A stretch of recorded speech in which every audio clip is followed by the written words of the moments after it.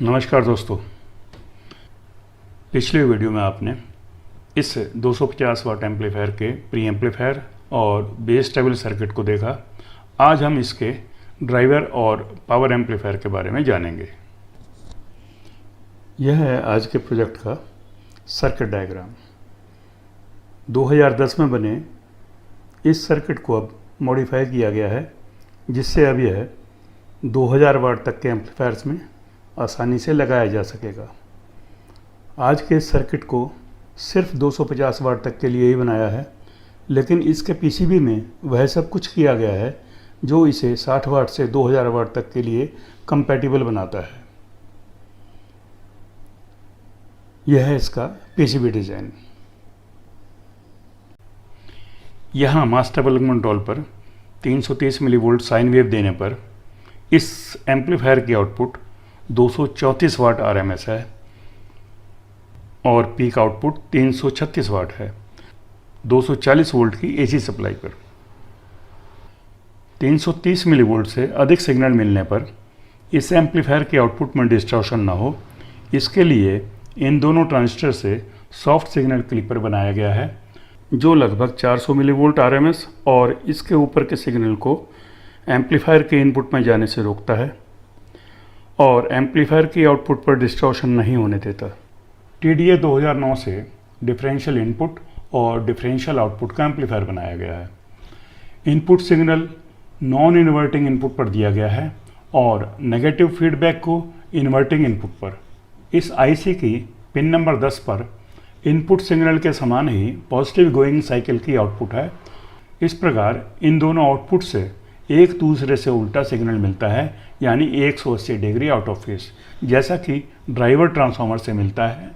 Driver transformer में जो losses होते हैं वे इसमें नहीं हैं। इन दोनों आउटपुट्स की RC कपलिंग पावर ट्रांजिस्टर से की गई है। थर्मल स्टेबिलिटी बने रहे, इसके लिए इनकी DC कपलिंग नहीं की गई है और यहीं इसमें बायसिंग वोल्टेज को ऐड किया गया है। 5 वोल्ट की कांस्टेंट सप्लाई जो इस स्विचिंग रेगुलेटर से ली गई है, इन रेजिस्टेंस का डिवाइडर बनाकर इन दोनों डायोड्स के द्वारा पावर ट्रांजिस्टर को दी गई है। इसके साथ लगाई है 6107 ट्रांजिस्टर जो पावर ट्रांजिस्टर के हीट सिंक पर लगेगा। दो काम करता है, एक तो हीट सिंक का टेम्परेचर बढ़ने पर क्विसेंट करंट के लिए टेम्परेचर कंपनसेशन का काम करेगा और दूसरे इस प्रीसेट से क्रॉसओवर डिस्टॉर्शन दूर करने के लिए क्विसेंट करंट भी एडजस्ट होगा। इसके साथ साथ इंटरनल टेम्परेचर कंपनसेशन को भी इस NTC द्वारा कंट्रोल किया गया है। यहाँ इस एम्पलीफायर में 6 2N 3773 ट्रांजिस्टर लगाए गए हैं। आउटपुट ट्रांसफार्मर के सेंटर टैप को 2 हिस्सों में अलग करके 2 फ्यूज भी लगाए हैं। ऐसा इसलिए किया गया है कि ट्रांजिस्टर का क्विसेंट करंट आसानी से एडजस्ट किया जा सके। अगर आपके पास ओसिलोस्कोप है तो क्रॉसओवर पॉइंट को इस प्रीसेट से आसानी से एडजस्ट कर सकते हैं, वरना कोई भी एक फ्यूज निकालें और फ्यूज होल्डर के दोनों पॉइंट्स पर मिलीएम्पेयर मीटर लगाकर 75 मिलीएम्पेयर करंट प्रीसेट से एडजस्ट कर लें। शुरू में मल्टीमीटर को हाई रेंज पर रखें, बाद में फाइन एडजस्टमेंट्स के लिए लो रेंज कर लें ताकि अधिक करंट से मल्टीमीटर ख़राब ना हो। अब यह फ्यूज़ लगाकर दूसरे फ्यूज़ को निकाल लें और इसके फ्यूज़ होल्डर पर भी करंट चेक कर लें। दोनों ओर के करंट में मामूली फ़र्क ही होना चाहिए। सब कुछ ठीक हुआ तो दोनों समान होंगे। ध्यान रहे यह एडजस्टमेंट हीट सिंक के एम्बिएंट टेम्परेचर के होने पर ही करनी है, हीट सिंक गर्म ना हो। इसमें मैंने एक ओर के 3 ट्रांजिस्टर का क्विसेंट करंट 75 मिलीएम्पेयर कहा है, यानी 25 मिलीएम्पेयर पर ट्रांजिस्टर। यह तभी होगा जब सभी पावर ट्रांजिस्टर की HFE एक समान होगी। इसके लिए आपको पहले समान HFE वाले ट्रांजिस्टर्स का ग्रुप बना लेना चाहिए। एक लॉट के सभी ट्रांजिस्टर की भी HFE समान नहीं होती है।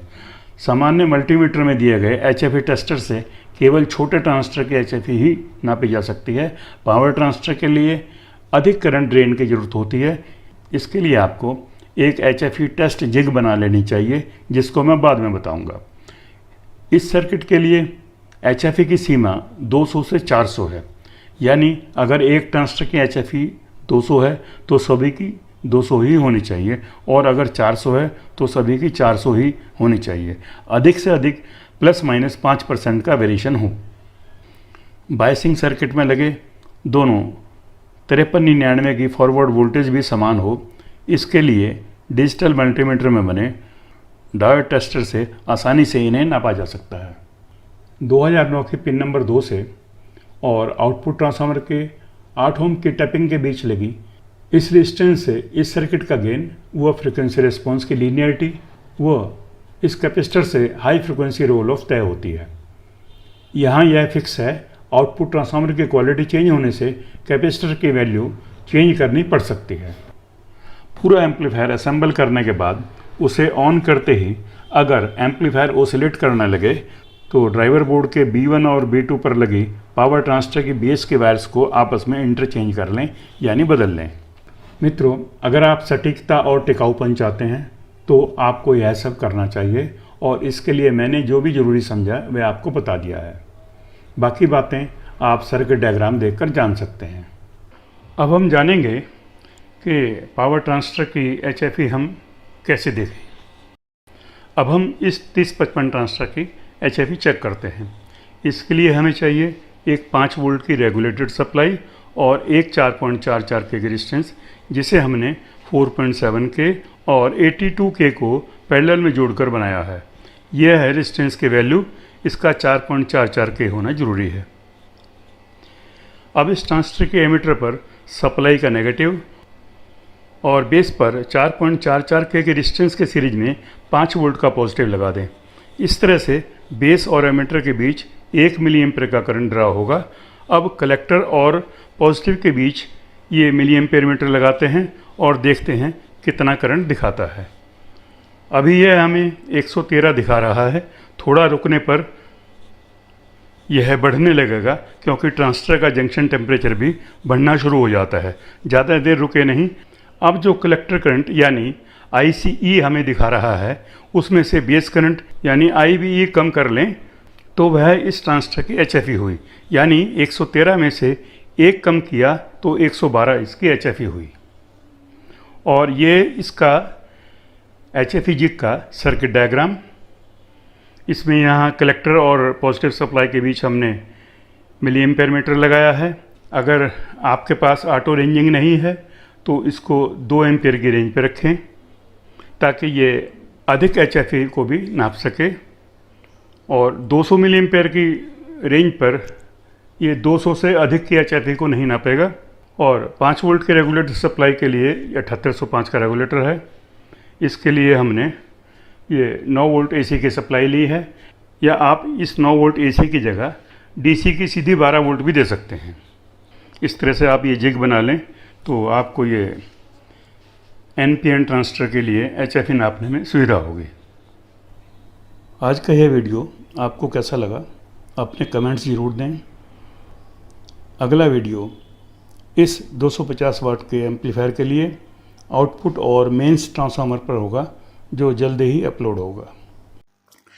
हाई क्वालिटी ऑडियो एम्पलीफायर और इससे संबंधित सर्किट्स में रुचि रखने वालों के लिए एक व्हाट्सएप ग्रुप भी है, जिसमें मेरे द्वारा डिजाइन किए गए क्लास AB एम्पलीफायर व अन्य प्रकार के सर्किट PCB डिजाइन्स के PDF आप प्राप्त कर सकते हैं और इन्हीं से संबंधित अपने प्रश्नों के उत्तर भी पा सकते हैं। क्लास D और क्लास H जैसे निम्न क्वालिटी वाले एम्पलीफायर्स में रुचि रखने वाले कृपया संपर्क ना करें।